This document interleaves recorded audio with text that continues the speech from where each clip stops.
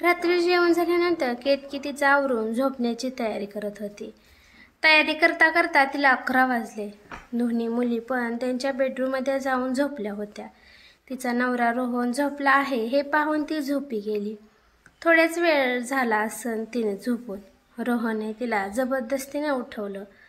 थोड्याशा त्रासिक भावनेने केतकीने डोळे उघडले आणि पाहिलं तर सगळ्या बेडरूममध्ये मेणबत्त्या लावून आणि रोहनने रोमॅन्टिकपणे तिला हॅपी बर्थडे म्हणून विश केलं. केतकी आश्चर्यचकित झाली. ती स्वतःचा बर्थडे विसरली होती, परंतु रोहनच्या लक्षात होतं. रोहनने तिला मिठीत घेतलं आणि तिच्या कपाळावर किस केला. केतकी थोड्याशा रागात येऊन बोलली की शोभतं का तुम्हाला या वयात? का? काय झालं? आता तू 42 वर्ष वयाची आणि मी 46 वर्ष वयाचा झालो आहे. विसरलास का? 2 मुलींचा बाप आहात तुम्ही. आता त्यांचे लग्न करायची वेळ आली आहे आणि तुम्हाला रोमांस सुचत आहे. 2 मुलांचा बाप आहे म्हणून काय झालं? मी प्रेम करू शकत नाही का? एवढ्या दरवाजाचा टकटक झाले आणि रोहनने दरवाजा उघडला. रोहन पाहतो तर काय, त्यांच्या 2 मुली रिया आणि नेहा समोर उभ्या होत्या. त्या दोघी पण आईला बर्थडे विश करण्यासाठी आल्या होत्या.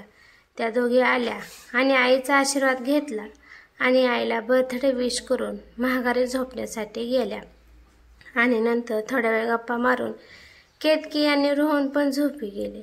केतकीची सकाळी उठल्यावर नेहमीसारखी गडबड सुरू झाली.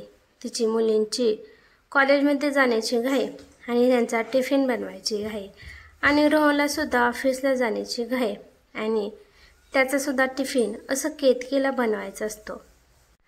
रोहन सुट्टीच घेणार होता, परंतु ऑफिसमध्ये खूप महत्त्वाची मीटिंग होती त्यामुळे तो निघाला होता. केतकीने पटापटा आवरलं आणि सगळ्यांना आपापल्या मार्गी लावले. रोहन जाताना केतकीला म्हणाला, संध्याकाळी आवरून बसा, आपण सगळे मिळून रात्री डिनरसाठी बाहेर जाऊ. ती लाजून हो म्हणाली आणि रोहन ऑफिसला गेला. कामवाली बायला यायला अजून वेळ होता, तोवर थोडा आराम करू असं म्हणत केतकी हॉलमध्ये जाऊन TV पाहत बसली. TV तिने एका ठिकाणाचे नाव वाचले आणि तिचं मन भूतकाळात गेले. त्या दिवशी केतकीचा वाढदिवस होता. केतकी खूप खुश होती कारण का तिचा वाढदिवस सुमित साजरा करणार होता आणि तसं त्याने 1 महिना आधी सांगितलं होतं की मी तुझ्या वाढदिवसासाठी काही खास प्लॅनिंग केलं आहे. त्यामुळे सुमित काय काय सरप्राईज देईल यासाठी केतकी उत्सुक होती. ठरल्याप्रमाणे हे दोघे बस स्टँडपाशी येऊन थांबले. त्या दोघांनी त्या दिवशी कॉलेजला दांडी मारून केतकीच्या वाढदिवसाचा प्लॅन केला होता. सुमित एका मस्त निसर्गमय हॉटेलमध्ये घेऊन केतकीला गेला. तिथं मन भरून गप्पा मारून त्या दोघांनी तिथं जेवण केलं आणि नंतर मस्तपैकी चित्रपट पाहायला गेले. चित्रपट संपल्यानंतर सुमित केतकीला घेऊन समुद्राच्या किनारी गेला आणि तिथं चौपाटीवर गेल्यानंतर तिथं दोघं गप्पा मारत बसले. काही गप्पा मारत मारत सुमितने तिच्या हातात एक बॉक्स दिला. काय आहे हे पाहण्यासाठी तिने बॉक्स उघडला. सुमितने मस्तपैकी तिला चांदीचे पैंजण गिफ्ट दिले होते. केतकीला सगळ्या दागिन्यामध्ये पैंजण हा आवडता दागिन तिचा. तिच्याकडे आधी 7 पैंजणे होती कारण का कोणी तिला गिफ्ट दिलं असेल तर ती फक्त पैंजण घेत होती. सुमितनं पण तिची आवड निवडून तिला हवे तसे महागातले पैंजण तिला दिले होते. तिने खुश होऊन सुमितला मिठी मारली. सुमित म्हणाला, थांब, अजून एक काहीतरी द्यायचं आहे आणि त्याने गुलाबाचं फूल तिला दिलं आणि तिने आनंदाने ते फूल घेतले. या गुलाबासारखं तुझं आयुष्य एकदम छान जावं म्हणून हे गुलाब तुला. केतकी लाडात येऊन म्हणाले, खूपच रोमॅन्टिक व्हायला लागलाय तो आजकाल. चल लवकर, उशीर होतोय घरी जायला. सुमितने केतकीला तिच्या घरापासून थोड्या अंतरावर तिला सोडलं. मग सुमित तिला म्हणाला, थोड्या दिवस थांब, नंतर मी तुला कायमचाच माझ्यासोबत माझी नवरी म्हणून घेऊन जाणार आहे. तिने सुद्धा लाजेने मान हलवून घराकडे गेली. घरामध्ये आई बाबा, काका काकू, मामा मामी, आत्या, शेजारी पाजारी सगळे आले होते. केतकीच्या बर्थडेचं सरप्राईज प्लॅनिंग केलं होतं. या सगळ्यांच्या गोंधळात कावेरीने तिचा मोबाईल पाहिला नव्हता. 5 मिनिटांनी तिने मोबाईल पाहिला पण त्याच्यावर सुमितचे मिस कॉल किंवा मेसेज काहीच नव्हता. तिला वाटलं की सुमित असेल काहीतरी कामात, त्यामुळे त्याने कॉल केला, मेसेज केला नसेल आणि ती आलेल्या पाहुण्यांसोबत हरवून गेली. केतकी आज दिवसभर फिरल्यामुळे आणि दंगामस्ती केल्यामुळे तिला कधी झोप लागली तिची तिला समजलं नाही. सकाळी जाग आली आणि तिने पाहिलं तर वीणाचे 10-15 मिस कॉल होते. वीणाने सकाळी सकाळी एवढे फोन का केले असेल आणि ते पण एवढे वेळा? तिने काळजीने फोन केला. वीणाने फक्त एवढं सांगितले की आताच्या आता तू लगेच साई हॉस्पिटलला ये, बाकीचं मी आल्यावर सांगेन. केतकी काळजीने उठली आणि तडक हॉस्पिटलमध्ये गेली. हॉस्पिटलला गेल्यावर केतकीने जे दृश्य पाहिले ते पाहून तिच्या पायाखालची जमीन सरकली. सुमित आयसीयूमध्ये होता आणि शेवटचे काही क्षण जगत होता. त्याच्याकडे आता वेळ नव्हता.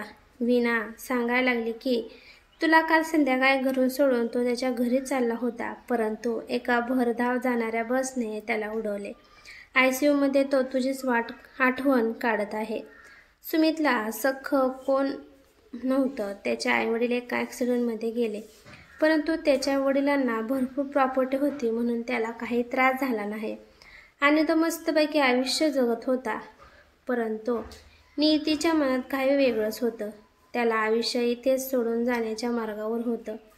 तो कालपासून फक्त तुझाच नाव घेत आहे, त्यामुळे आम्ही तुला बोलवलं आहे.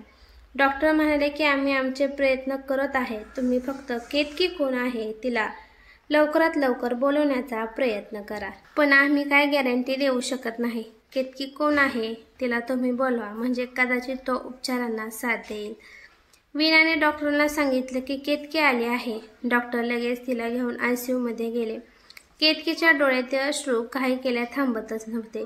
सुमितला जाणवले की केतकी त्याच्या आसपास आली आहे. हलकेसे त्याने डोळे उघडले आणि तिला पाहता त्याच्या तोंडावर थोडीशी स्माईल आली आणि त्याने त्याच्या हाताने खुणवून तिला तिच्याजवळ बोलवून घेतलं.